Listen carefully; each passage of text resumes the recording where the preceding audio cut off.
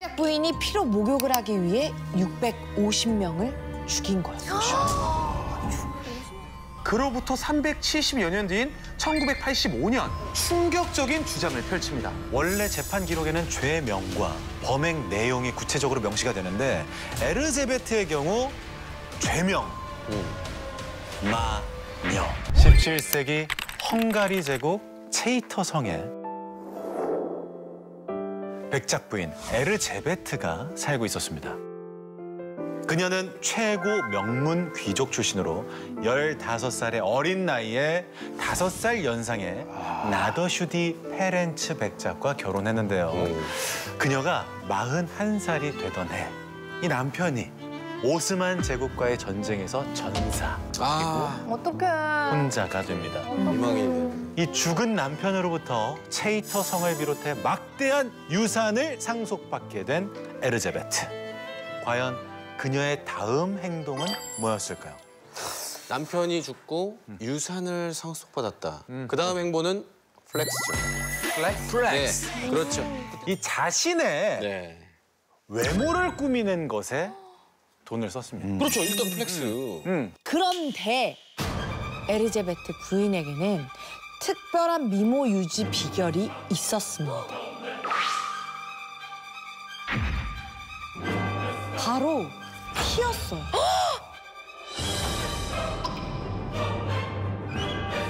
피로 목욕을 하는 거였죠. 사람? 사람피. 한마디로 저세상 스킨케어. 그러니까 생각만 해도 사실 끔찍하잖아요. 근데 그녀가 왜 대체 이런 기행을 벌이게 된 걸까요? 어린 시절부터 사실 외모에 대한 관심이 남달랐던 에르제베트. 그녀는 남편과 사별한 후 40을 넘겨 훅 늙어버린 자신의 모습을 보고 우울해지기 시작합니다. 그럴 수 있죠. 그러던 어느 날 하녀가 이 빗질을 하다가 실수로 그녀의 머리카락이 엉켰는지 잡아당긴 거예요. 그 자리에서 뺨을 때렸습니다. 근데 그녀의 손에는 큰 반지가 껴있더랬죠. 반지에 긁혀 하녀 얼굴이 찢어지면서 백작 부인의 얼굴까지 피가 팍 튀긴 거죠. 더러워. 아이고. 자, 이렇게 더럽다고 했는데 거울을 보며 얼굴에 피를 닦아내던 백작 부인의 눈이 번뜩입니다. 뭐야? 이 피가 묻었던 피부에 생기가 도는 게 보였던 겁니다. 젊은 피가 젊음을 준다. 이후 이 젊은 피에 집착하게 된 백작 부인. 그녀는 젊은 피를 어떻게 얻었을까요? 무고한 소녀들을 죽여서 피를 얻습니다. 그녀의 수법은 차마 말로 옮기지 못할 정도입니다. 일자리를 준다고 꼬셔서 마을의 젊은 소녀들을 성으로 데려옵니다. 그리고 옷을 벗기고 천장에 만들어둔 세 장에 가두죠. 자, 이 세 장은요. 날카로운 쇠꼬챙이가 다닥다닥 박혀 있습니다. 쇠로 만든.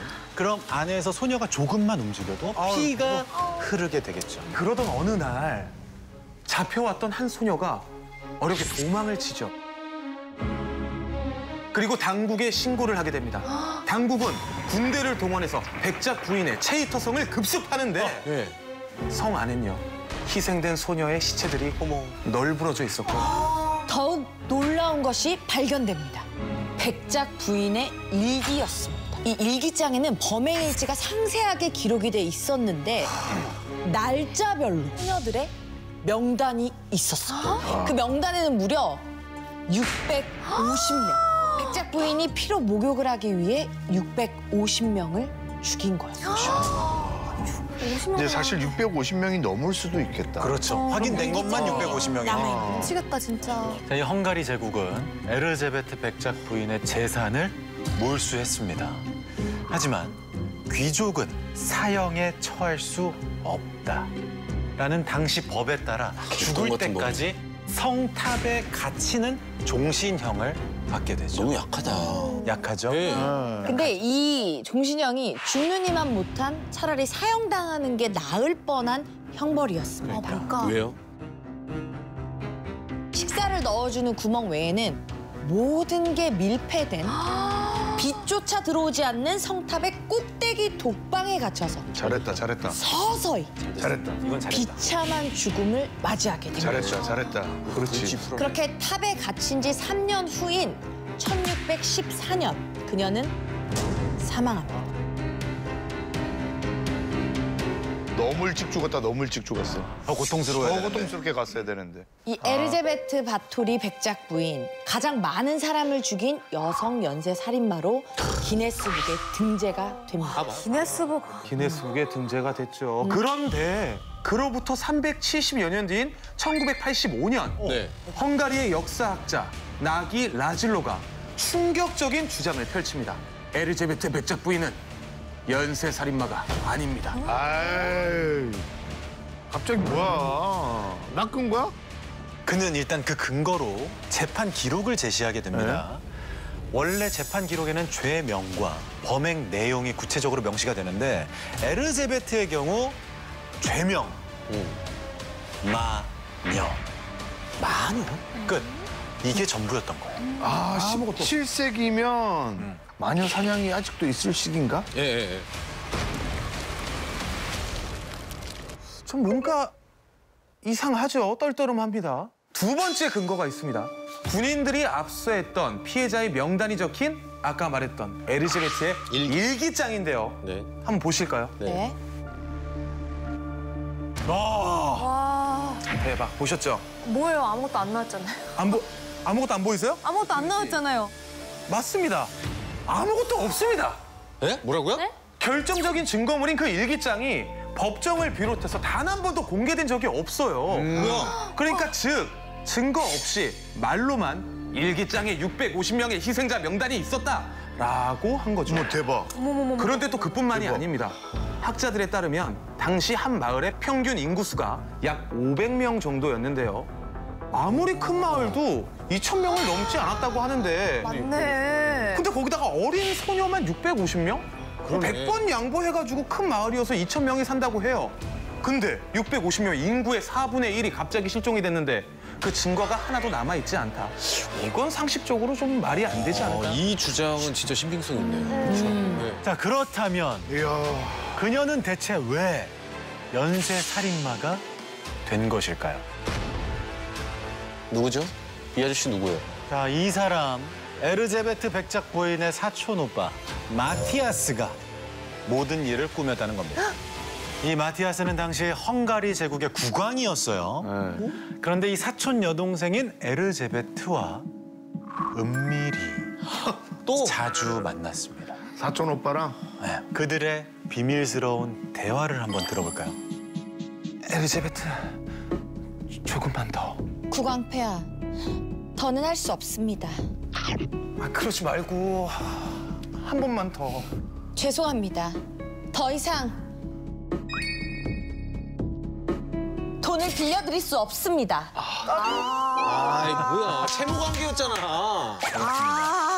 자, 헝가리 제국은 오스만 투르크의 이 계속된 침략으로 전쟁을 치르느라 막대한 전쟁 자금이 필요했는데요. 그래서 국왕 마티아스는 엄청난 유산을 받은 백작 부인에게 돈을 빌렸고 그 빚이 어마무시했다고 합니다. 빚 안 갚으려고 그런 거야? 그래서 국왕은 그녀에게 진 빚을 갚지 않고 막대한 자금을 마련할 수 있는 비책을 찾게 됩니다. 바로 에르제베트를 없애는 것. 그렇지, 없애야지. 그렇지. 그렇게 그녀는 젊음을 위해 소녀들의 피로 목욕하는 연쇄 살인마로 몰려 전 재산을 압수당하고 갇히게 된 거죠. 딱하다. 그래야지 돈은 나라의 귀속이 되니까. 그래서 마녀로 몰아서 죽였구나. 맞습니다. 역사는 승자에 의해 쓰이고 죽은 자는 말이 없죠.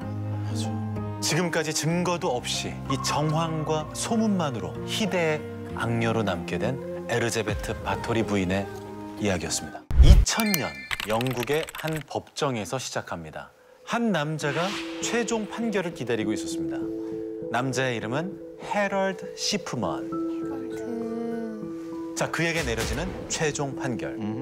헤럴드 시프먼에게 가석방 없는 종신형을 선고한다. 이게 무슨 일이에요? 갑자기? 살인마인가? 그렇습니다. 죽을 때까지 사회와 격리되는 벌을 받은 해럴드 시프먼. 와, 뭐지? 그는 무려 215명을 살해한 연쇄 살인마였습니다. 피해자들은 모두 시프먼의 환자들로 그는 환자들에게 모르핀을 투여해서 살해한 혐의로 종신형을 선고받고 영국 웨이크필드 교도소에 수감됩니다. 그런데 3년 후 한 변호사가 시프먼을 찾아와서 이렇게 말합니다. 저는 당신에게도 인권이 있다고 생각합니다. 제가 당신의 재심을 맡겠습니다. 아니 무슨 200만 말 같지도 않은. 그 누구도 이의를 제기하지 않았던 해럴드 시프먼의 판결을 재심으로 뒤집겠다고 선언한 변호사. 그는 언론과 인터뷰까지 하는데요. 해럴드 시프먼은 환자들의 고통을 줄여주기 위해 모르핀을 투여한 겁니다. 그의 무죄를 제가 밝혀내겠습니다. 에이. 자, 희대의 살인마가 무죄라고 주장하는 이 남자. 네. 어떤 사람인지 프로필을 볼까요? 가족인가? 관종. 이름은 조반니 디 스테파노. 이탈리아 태생인 그는 캠브리지 대학에서 법학 박사 학위를 받은 인권 변호사였죠. 1985년 일가족 5명을 살해해 종신형을 선고받은 제레미 밤버, 1960년대 이안 브래디, 2002년 존 길리건 등 이 흉악범들의 재심을 요구하며 그들의 편에 섰다는 겁니다. 약간 빌런들의 변호사군요. 그렇죠. 예. 이라크의 독재자 사담 후세인. 24년간 이라크를 통치하면서 25만 명이 넘는 사람을 학살하고 쿠웨이트를 침공한 인물이죠. 2차 이라크전이 끝나고 후세인이 체포가 됐는데 그의 변호사로 또 조반니 디 스테파노가 나타납니다. 진짜 꼴뱅이 싫은 사람이다. 그리고 기자들 앞에서 재판의 불공정성에 대해 조목조목 따지죠. 왜 이런 짓을 함께 하는 거야? 보실까요? 진짜 왜 그러는 거야? 왜 나쁜 사람들을 변호하지? The whole world is now beginning to have its doubts, not only on the legality of the war, but if the war was so legal, why not charge this man? Where are the charges? 자, 이렇게 스테파노는 2006년 후세인이 사형된 후에도 네. 영국 법무부 장관에게 후세인에게 사형을 선고한 판사들을 기소해달라고 청원합니다. 와. 네. 자, 그의 이런 행동에 전 세계 언론은 그를 주목하게 됩니다. 그리고 의문을 던지죠. 서프뉴스 이수지 기자입니다. 흉악범을 비롯해 전범들까지 비호감들만 변호하는 이유가 뭐죠? 저는 인권은 모두에게 동등하다고 생각합니다. 만약 히틀러나 악마가 저에게 변호를 요청한다면 저는 기꺼이 변호했을 겁니다. 아니 너무 악인들만 골라서 하는 느낌이 좀 강하게 들어요. 이거 냄새가 좀 나는데요. 그러니까요. 네. 그래서 붙은 그의 별명 악마의 변호사. 잘 어울린다. 악마의 변호사 스테파노. 정말 비호감 전문 변호사의 끝판왕 아니겠습니까? 완전 끝판왕이죠. 반항이죠. 자, 그래서 많은 이들이 스테파노를 쓰레기 변호사라고 비난합니다. 하지만 또 한편에선 인권은 누구에게나 똑같이 적용돼야 할 권리라는 그의 말이 일리가 있다면서 그를 진정한 인권 변호사라고 인정하기까지 했죠. 뭐야. 그런데 2013년 3월에 스테파노가 재판정에서 이렇게 외칩니다. 이 재판은 무효야! 누구를 위한 변론이었을까요? 스테파노 본인입니다. 뭐라고요? Unbelievable. 스테파노는 변호인이 아닌 사건의 피고로 재판정에 서게 됐는데요. 이유가 뭘까요? 약간 증거를 조작한 거예요. 놀랍게도 그는 변호사가 아니었기 때문에. 완전 거짓말쟁이. 그러면 이제 진짜로 그의 프로필을 공개할게요. 아니 1955년 이탈리아 출생, 케임브리지 대학 아니고 그 지역에서 기술자로 일한 적이 있음. 기술자였네. 1975년, 76년, 86년 사기로 실형. 특이사항 변호사 자격증 없음. 자 보십시오. 와. 아까 그 프로필이랑 이름 빼고 그냥 다 틀리죠. 이 스테파노는요 법을 공부한 적도 없고 또 변호사 자격증도 없는 그냥 사기꾼이었어. 그가 23살이었던 1978년에 시작됐습니다. 런던 사보이 호텔에서 벨보이로 일하다가 케임브리지로 이사를 간 그는 벨보이로 일하던 과거를 숨기고 네. 케임브리지 대학에서 박사 학위를 받은 변호사다라고 거짓말을 하기 시작합니다.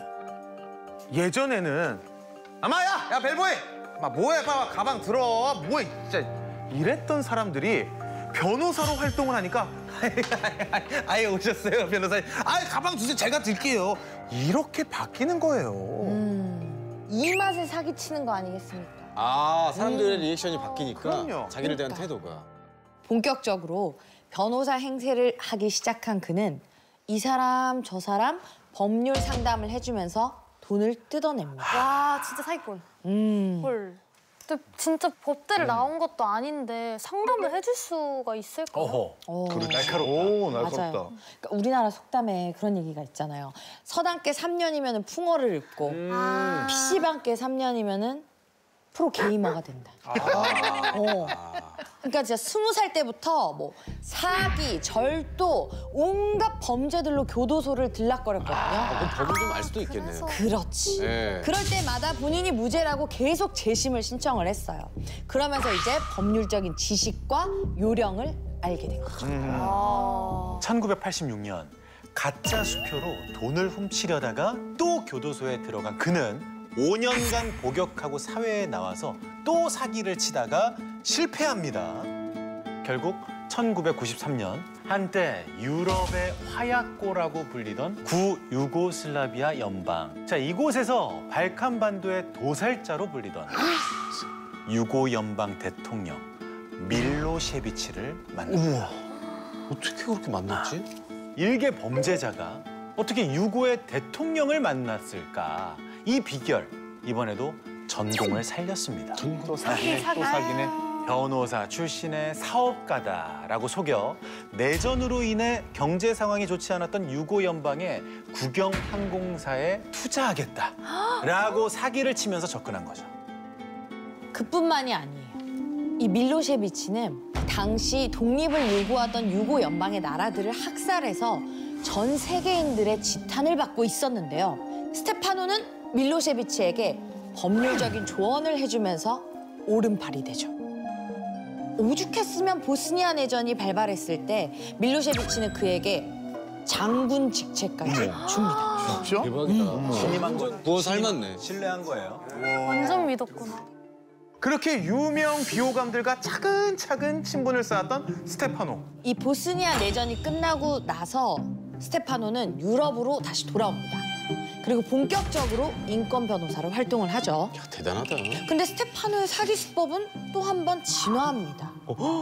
자신이 가짜라는 게 발각되지 않기 위해서 진짜 변호사들을 고용해서 로펌 같이? 이탈리아의 로펌을 차립니다. 와, 이거 생각지도 못했다. 와, 이거 진짜 똑똑하다. 똑똑하다, 진짜. 그래서 뭐 어려운 법률 상담이나 법정에서의 변론은 로펌 변호사들한테 맡기고 본인은 뭘 했냐? 이미지 메이킹을 했던 거죠. 와, 대박이다. 진짜 똑똑하다. 사기꾼들이 머리가 좋아. 진짜. 시프먼이나 사담 후세인 같은 인물들에게 접촉한 거 뭔가 좀 이상하지 않습니까? 이길 수 없는 사건들이다. 첫째, 새로운 증거가 발견되지 않는 이상 재심이 열릴 수 없는. 우와, 대박. 진짜 예리해요. 대박. 둘째, 사람들이 다 아는 유명한 사건이라. 이거 황재성 씨가 또 맞히셨네. 네. 맞아요. 렌지도. 그러니까 재판은 안 하고 유명은 해지고 법정에는 안 서고 또 언론 앞에는 서고 인터뷰만 하면서 인지도를 날로 먹었다는 겁니다. 언론을 통해 세계적으로 유명 변호사가 되자 스테파노에게 네. 사건 의뢰가 물밀듯이 들어옵니다. 그렇겠지. 그게 언론의 힘이지. 일단 뭐 좋은 이미지든 안 좋은 이미지든 일단 스타잖아. 네. 일단 유명한 셀럽이 됐잖아요. 그러자 스테파노는요, 방금 말씀하신 이거를 엄청나게 불러요. 선수금을 받습니다. 근데 본인이 법정에 설 수가 없잖아요. 네. 이 핑계 저 핑계 대면서 연락 두절. 이건 진짜 문제다. 아, 이 대표적인 피해자가 트리샤 윌시 스미스. 누구예요? 이혼 소송 준비를 하던 네. 영국의 배우였는데요. 그녀에게 억대의 수임료를 받고 언론 재벌 머독과 자신이 온라인 뉴스 매체를 차렸는데 지분 투자를 하라며 추가로 돈을 갈취하다가 걸린 겁니다. 야, 코스 모드까지 거든요. 결국 그는 2011년 스페인에서 체포돼 영국으로 압송되는데요. 네. 사기 8건, 범죄 재산 취득 3건, 문서 위조 2건, 횡령 등 총 25건의 유죄가 인정돼 14년형을 선고받습니다. 생각보다 낫네. 하다. 그런데 그는 법정에서 이렇게 말합니다. 이 재판 뭐야 이게? 정치적 보복을 당한 거라고. 이게 인권 유린이야 인마. 이렇게 끝까지 뻔뻔했던 악마의 변호사로 불리던 스테파노. 그의 한마디 한마디가 그야말로 세상을 경악하게 한 거짓말이었던 것입니다.